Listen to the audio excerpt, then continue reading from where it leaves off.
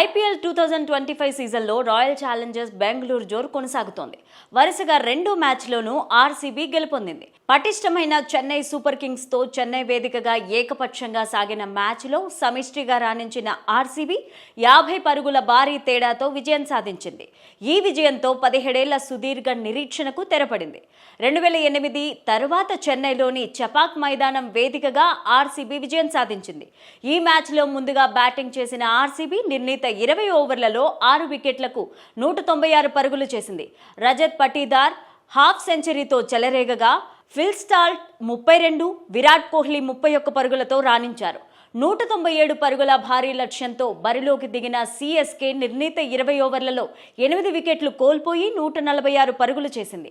CSK బ్యాటర్లలో Rachin Ravindra 41 top స్కోర్లో నిలవగా ఆఖరిలో ధోని 30 పరుగులతో మెరుగు ఇన్నింగ్స్ ఆడాడు.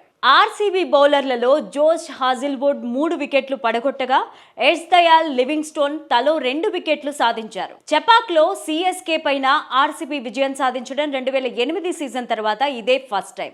దీంతో సీఎస్కే కంచుకోటను పాటీదార్ సారథ్యంలోని ఆర్సీబీ బద్దలు కొట్టింది. 2008 సీజన్ తర్వాత ఏ ఆర్సీబీ కెప్టెన్ కూడా చపాక్లో సీఎస్ పైన తన జట్టును గెలిపించుకోలేకపోయాడు.